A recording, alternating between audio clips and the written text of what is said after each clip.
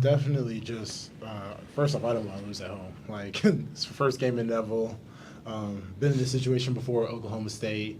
Kind of beat myself up because a lot of times I felt like I could have made a defensive play, especially the go-ahead bucket. And against Oklahoma State, he rejected that screen.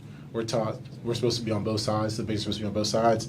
I wasn't on the other side. He scored. Well, we know how the game went. So I was just in the mindset of I need to be able to help the team no matter what my role is. I would say that was just kind of it. Just focusing on what can I do to help everybody out and secure the win at home.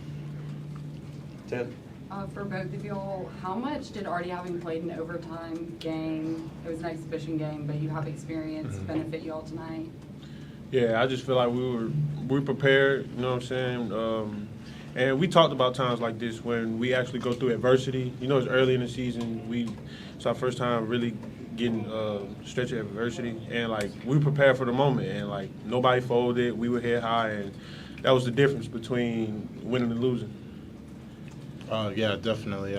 Going off what Murph said, I mean, our team, I think, was battle tested in this moment, especially that lineup that we put out at the end.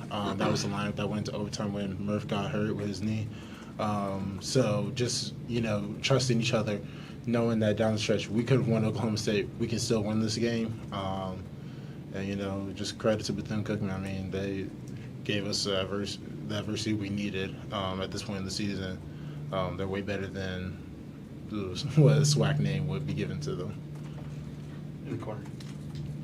Murph, I guess just how are you feeling? And I guess was it difficult to have to come back in and out a few times? I assumed you were getting your leg worked out. Just talk about your general health right now. Yeah, it wasn't much my knee. It was like the very first play of the game. I rolled my ankle on Elijah. And I knew that I couldn't just, let that affect me. So, like, mentally I had to keep myself motivated and do what I can. I knew we were playing a tough team tonight, and I was going to do, regardless, I was going to do what was needed to come out with the win, and, yeah. So you guys, did you feel like a lot of tonight on defense felt like the first game, like the Oklahoma State game as compared to what y'all probably improved on against Memphis? Yeah, I think we definitely got into some of our bad habits that we have reverted back to in Oklahoma State. But, I think this team is one where we'll get back on track. We'll watch the film. I mean, SP is very honest with us. We watched Oklahoma State probably for an hour and a half, maybe almost two. And we just watched every single defensive possession of what we did wrong. And, I mean, we'll do the same tomorrow. So we'll improve, and then hopefully y'all can see a better defensive team on Thursday.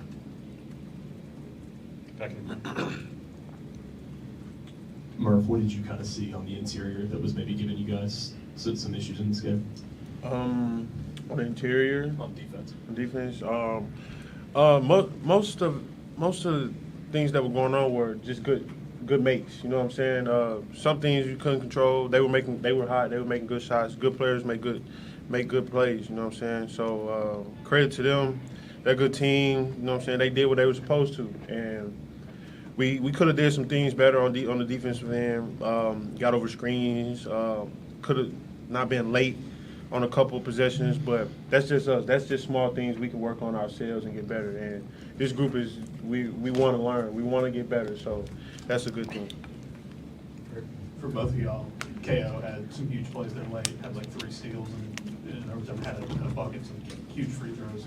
Just what did you see from him kind of stepping up, being kind of the vet, in that backcourt there late in the game?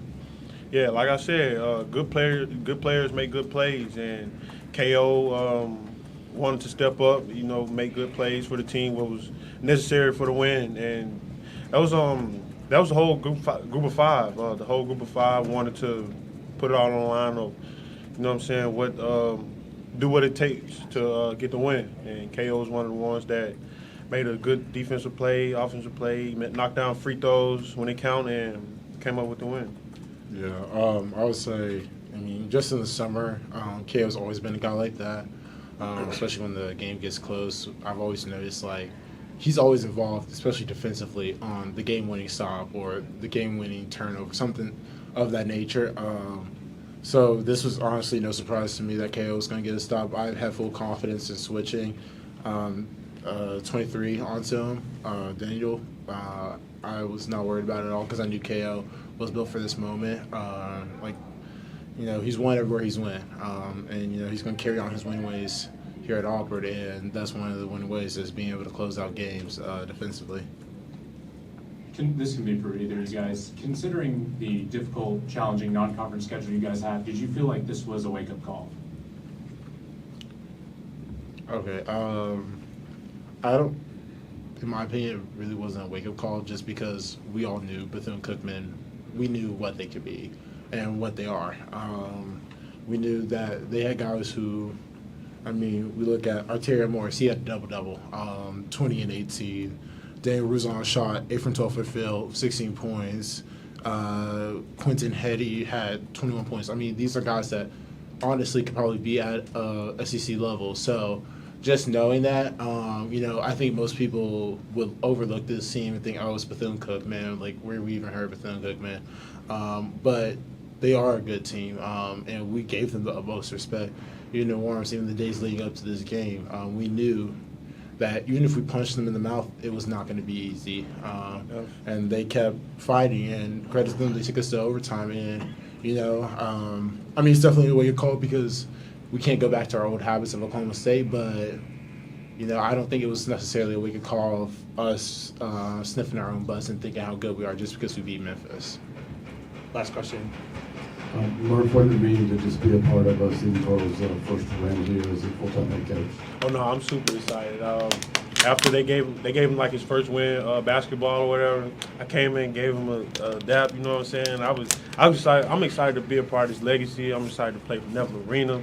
I've always been on the opposite side, so like stretching with these boys, wearing orange, looking up at the crowd in Neville Arena. I'm excited, man. And hats off to Coach Pearl. Many more wins to come, many more things to learn, and War Eagle, man. Yes, sir. Perfect. Thank you, guys. Thanks so much.